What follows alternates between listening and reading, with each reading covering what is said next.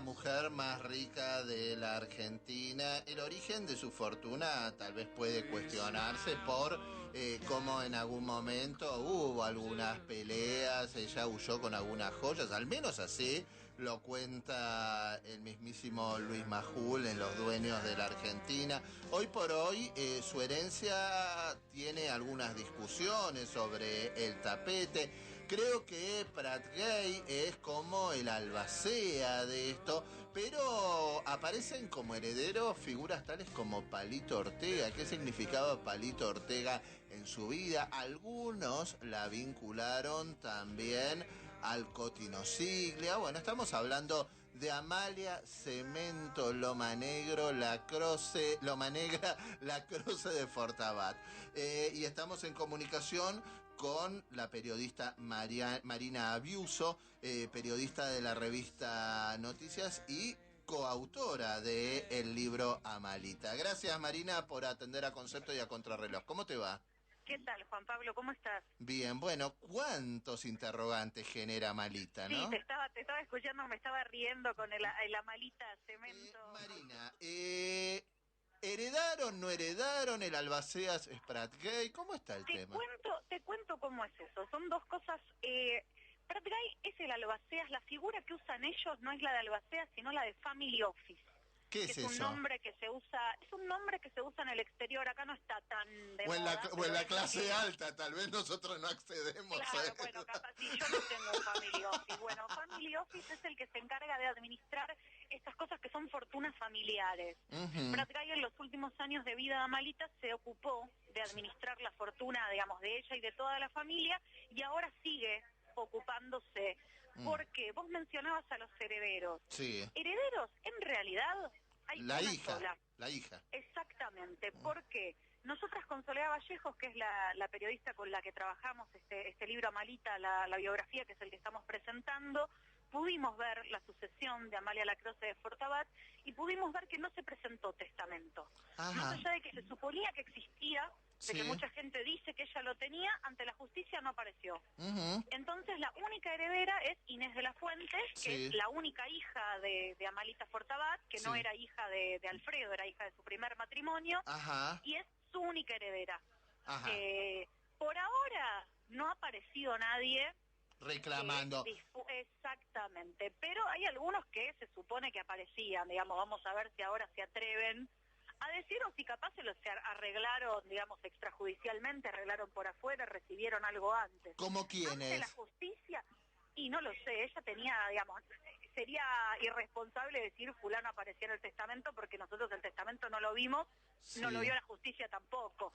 Porque a Fortabat se le atribuían otros hijos en algún momento, ¿no? No, apareció en un momento cuando Fortabat ya estaba muerto en Tres Arroyos, un señor ya mayor que decía que era hijo de Alfredo Fortabat. Nunca se pudo demostrar que así fuera, fue una causa que no tuvo mayor trascendencia, nosotras damos cuenta de esto en el libro, pero no, digamos, no tuvo demasiado, tampoco los hijos de él han insistido especialmente, eso es lo que apareció en un momento ahí cerca del año 2000 y quedó en el olvido, digamos. Sí había habido cuando, que vos lo que recordabas, la historia que contaba Luis Majul hace ya unos 20 años, que es que con el caso de Alfredo Fortabat pasó lo mismo. Se suponía que existía un testamento, en el momento de su muerte ese testamento no apareció y la única heredera fue Amalita. Digamos, estamos hablando en lo siguiente, uno en Argentina no puede disponer, como en otros países del mundo, de la totalidad de su dinero. Uno acá, digamos, tiene el 80% es para los herederos forzosos, que en el caso de Amalita es la hija y en el caso de Alfredo era Amalita, pero sí uno puede, el 20% se lo puede dejar a quien quiera. En el caso de Amalita, que es una fortuna que se estima en 1.200 millones de dólares, estamos hablando de la cuarta fortuna de la Argentina, el 20% es interesante. Digamos, es una cifra como para que alguien pueda tomarse la molestia de averiguar qué pasó. ¿Y quiénes están ahí en ese quinto disponible? ¿Se hablaba de Palito Ortega? Se hablaba de Palito Ortega, se hablaba de colaboradores muy estrechos, se hablaba hasta de las mucamas, Juan Pablo, digamos. Amalita podía decir en algún momento agregué a tal o quité a tal. Ella ha tenido mucha gente muy cercana y ha sido muy generosa en vida, Amalita también, esto hay que decirlo, digamos. Las contribuciones que hizo ella, tanto a nivel personal como desde la Fundación Amalia Lacroze de Fortabat son muy importantes. Hay un momento en los 90 que nosotras registramos en 5 años, sí, hay 20 millones de pesos, dólares de donaciones. Ajá. Digamos, es muchísimo. ¿A quién? ¿A quién o a quiénes? A distinta gente, a distinta gente. Sí. Amalita tuvo un trabajo social muy grande con los excombatientes de Malvinas. Ella se conmovió muy personalmente con esa causa, es algo que mucha gente no sabe, pero ella iba en persona a Campo de Mayo, se sentaba en la cama de los heridos, se ha encargado de ubicar a familias, se ha encargado de comprarles casas, se ha encargado de conseguirles trabajo a algunos. Hay una historia que nosotras recogemos en el libro de una chica que ella lee en el diario que a los 15 años estaba terminando la carrera de medicina y decide amadrinarla, le compra una casa, la sostiene económicamente, le cambia la vida. Sí, por supuesto. Digamos, hay muchísimos casos de gente así que se cruza con la generosidad Amalita, una generosidad muy caprichosa, ¿no? Ella ponía el ojo ahí y realmente transformaba vidas. También dicen que era muy caprichosa con sus amigas, que era capaz de darles una cachetada y después regalarles una alhaja, ¿no? Bueno, era muy complejo, digamos, cuando hay tanta diferencia. Ella ha tenido amigas de su mismo poder adquisitivo con las que tenía relaciones más, digamos, más de igual a igual, sí. Pero también es cierto, digamos, que es muy difícil cuando una es la que provee todo, ¿no? Sí. Digo, ¿cómo se le dice que no? Sí. A Amalita no se le decía que no, nunca, no estaba acostumbrada. Sí. Lo debe haber escuchado muy pocas veces en su vida. En cuanto a los romances que se le atribuyen, su vinculación con Palito Ortega en algún momento, con el Coti Siglia se habló, de Camero también. Bueno, Amalita una vez viuda, nunca volvió a tener una pareja que ella reconociera como su pareja. Siempre se habló de amigos, de acompañantes, ella no volvió a darle entidad a ningún compañero. El más público fue el coronel Luis Máximo Premoli, que era un coronel retirado al momento en el que estaba con ella, que había tenido participación en distintos golpes de Estado, en más de uno, y fue su compañero como más formal. Sí se la vinculó con Palito Ortega, de hecho la encontraron con él caminando abrazada por las calles de Roma en 1987, y fue una relación... digamos, nosotros, uno no puede saber qué ocurre en la intimidad de dos personas que se encuentran, digamos, que tuvieron un vínculo, que tuvieron una relación estrecha, y que Amalita le daba mucha importancia a Palito en su vida. Nosotras, digamos, nos lo ha contado... Pero Palito en ningún momento estuvo separado. Bueno, Palito Ortega en ningún momento estuvo separado. En 1987, cuando se encontró con Amalita en Roma, él estaba viviendo en Miami con sus hijos y con su esposa. Y de hecho, muy pocos días después de que se conocieran esas fotos, era la fiesta de 15 de Julieta Ortega, y Amalita le mandó una joya muy importante, le mandó un anillo con diamantes y demás muy importante de regalo a Julieta. O sea que había una participación familiar. Con el Coti Siglia también se las ha visto, esto lo da cuenta Darío Gallo y Gonzalo Álvarez Guerrero en la biografía que habían escrito ellos del Coti Siglia. Cuentan que se los había encontrado también tomando sol en Miami, juntos. Ellos fueron muy amigos. Amalita fue muy generosa con el Coti cuando ella arma una reunión entre la coordinadora radical, lo que era la juventud radical de ese momento, y Rockefeller. Los invita a comer todos juntos un asado a su quinta en San Jacinto, que fue algo que en su momento generó mucho ruido, porque hubo parte del radicalismo que se opuso, no era sentarse a comer con el capitalismo más absoluto, fue después de la marcha de la economía de guerra. Los más memoriosos se van a acordar de qué estoy hablando, y de pronto aparecían, digamos, el ala más revolucionaria del radicalismo comiendo un asado con Rockefeller en Olavarría. Claro.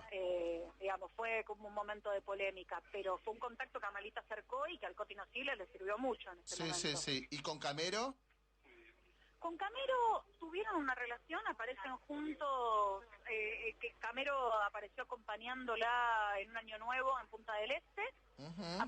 Iban juntos a ver a Sandro, se trataban, se conocían, él era mucho menor, en la época en la que él era agregado cultural en Paraguay. Claro. Amalita se reía, era una época en la que se había puesto, en ese momento ya tenía más de 70 años, era muy linda, a pesar de la edad que tenía. Amalita es una cosa maravillosa porque es casi más linda después de los 70 que en su juventud, digamos. Es impresionante, es un milagro de la naturaleza. Y se había puesto muy coqueta y se divertía mucho, y decía, tengo muchos enamorados, hoy salí con uno, hoy salí con otro, y tenía efectivamente muchos festejantes. Ella era embajadora también de Menem, ¿no? Era como esos embajadores... Era embajadora plenipotenciaria. era embajadora plenipotenciaria, era una suerte de abre puertas internacional, y cumplía ese papel, lo apreciaban mucho. Claro. Contame un poco, Marina, entonces, hoy por hoy, ¿cómo está el tema? ¿La herencia ha quedado toda en manos de Inés? La herencia ha quedado, sí, digamos, el trámite sucesorio está terminado y la heredera es Inés de la Fuente. ¿La relación era buena con Inés? Bueno, es una relación muy cercana. Muchas veces se ha dicho que no se llevaban bien, pero era, digamos, las relaciones madre-hija muchas veces tienen complejidades. ¿Inés había tenido problemas de alcoholismo? Inés es una persona, digamos, en todo ese círculo social, el alcohol, digamos, forma parte de todos los eventos sociales. Sí. Pues, la verdad que desconozco y sería, digamos, los detalles del consumo de alcohol de Inés. Inés es una mujer que se casó muy joven, sí. Tuvo 2 hijos con su primer marido, se separó, fue un escándalo social bastante grande para ella esa separación, la afectó mucho, y volvió a formar pareja muchos años después con Julio Amoedo. Que tienen a Malita. ¿Cómo? Que ahí tienen una hija también con... Ahí tienen a Malita Amoedo, que es la menor de sus hijas, que es artista plástica. Sí. Él era senador, había sido embajador en distintos países, por ejemplo en Cuba. Era un hombre mayor que ella, era incluso mayor que su madre. Se separaron igual antes del final de su vida, pero fue su último compañero y era un hombre de muy alto perfil, con el que Inés empezó a jugar también en política. A Inés le interesa mucho la política. Sí. Pero Inés también es una mujer grande hoy, ¿no? Sí, Inés tiene 68 años. Ajá. Inés tiene 68 años. ¿Ella se quedó a vivir ahí donde vivía Malita o no? Bueno, en el mismo edificio ahí de Libertador tienen distintos pisos, o sea, Malita ocupaba uno y Inés ocupa otro. Y compartían, era una manera de estar cerca, tenían una escalera que las comunicaba.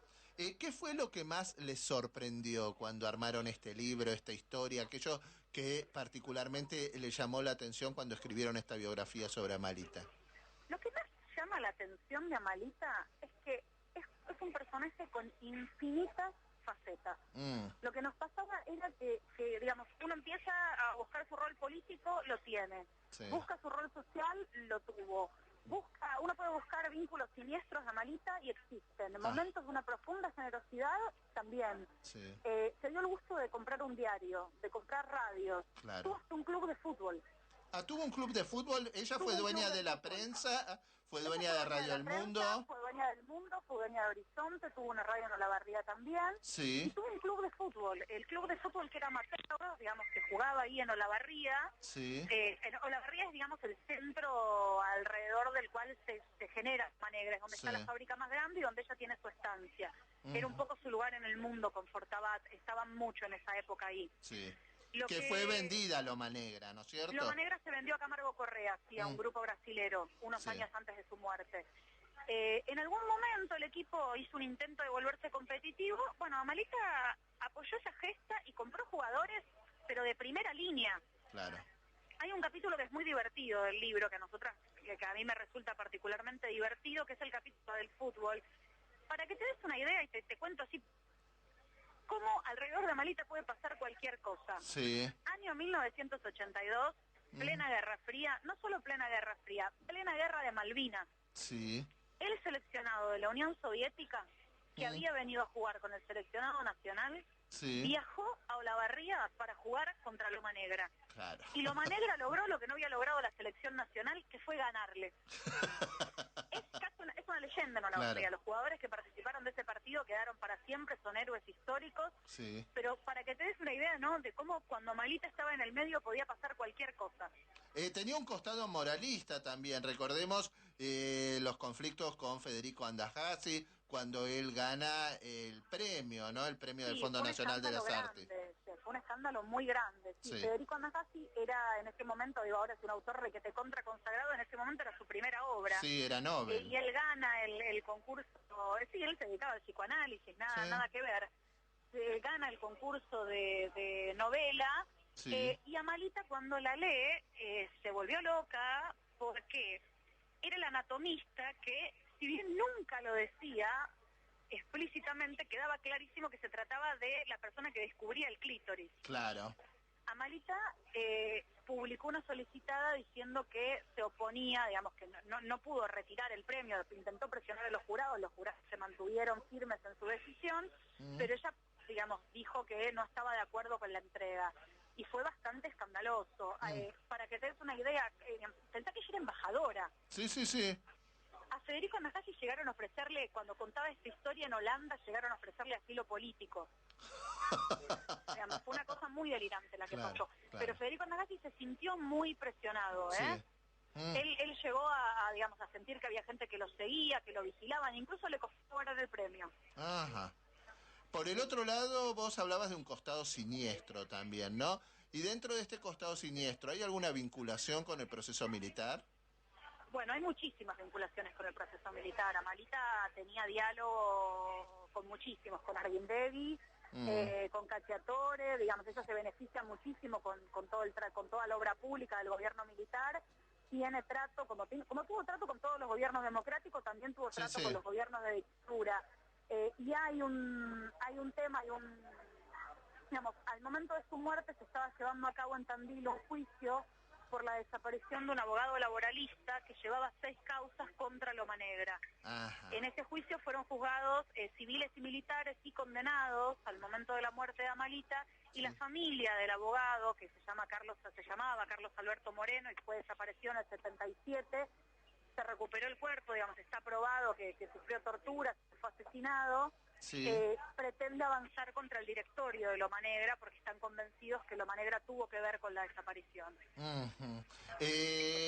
¿Cuál fue el vínculo de ella, que tuvo muy buena relación, no? También con Pedro Eugenio Aramburu, que fue su abogado durante muchísimo tiempo, bueno, ¿no? El hijo trabajó con ella. Sí, ella tuvo contacto, la verdad, con todos los presidentes. Sí. Digamos, con Menem es estrechísimo, pero también con De la Rúa. Hubo un dato que a nosotros nos llamó mucho la atención. El 19 de diciembre, cuando estaba estallando el país, sí, Amalita estaba en Casa de Gobierno. Amalita fue ese día a dar su apoyo a De la Rúa, en el final. Ajá. Siendo que era una figura del menemismo. Y había tenido un vínculo muy estrecho con Frondizi, porque su marido tenía una relación de mucha amistad con Frondizi. Bien, y también hablaba Luis Majul de su divorcio. Creo que su divorcio con Lafuente fue algo bastante conflictivo, ¿no? Fue mucho más conflictivo el divorcio de Fortabat que el de ella. Ella mantuvo una buena relación con su exmarido, se siguieron teniendo trato, se arregló económicamente y no hubo mayor problema. Fue más difícil para Fortabat separarse. ¿Pero ella se escapó con las joyas en un momento? Hubo un momento, sí, hay una historia mítica que cuentan sus amigos de manera muy divertida, que es que hubo un momento en el que se pelearon Amalita, no Amalita y su primer marido. Amalita y Fortabat tenían una relación muy pasional y tuvieron algunos conflictos. Una de las veces ella se fue a vivir durante algún tiempo al Hotel Alvear, y otra de las veces supuestamente ella se había fugado incluso en el avión con todas las joyas, porque ella no tenía nada a su nombre, lo que tenía eran los regalos que él le había hecho. Claro. Y él la llamó por teléfono y le dijo: querida, te ha llevado réplicas. Sí. Así que sus amigos lo cuentan muy divertido. Ellos igual, la verdad que tenían una relación muy pasional. Ajá. Una cosa que es muy divertida, que a nosotros nos causó mucha gracia saber, fue que discutían en francés. Para que no pudiera escuchar el servicio, para que no los escucharan los mayordomos y demás. Cuando peleaban en francés. ¿El libro se llama? Amalita, es Amalita la biografía. No tenía otro nombre posible, era Amalita o Amalita. Y todos saben de quién se trata. ¿Las autoras son? Somos Marina Biuso y Soledad Vallejo. Bien, Marina, muchísimas gracias por pasar por Concepto, Juan Pablo, por Contrarreloj. Gracias a vos. Y te vamos a pedir, si te animás, a que nos autografíes un libro y lo sorteamos entre los oyentes, ¿te parece? Con muchísimo gusto. Ahora sí, ahora hablo con la producción, nos vemos cómo lo hacemos llegar. Bueno, que tengas una muy buena noche.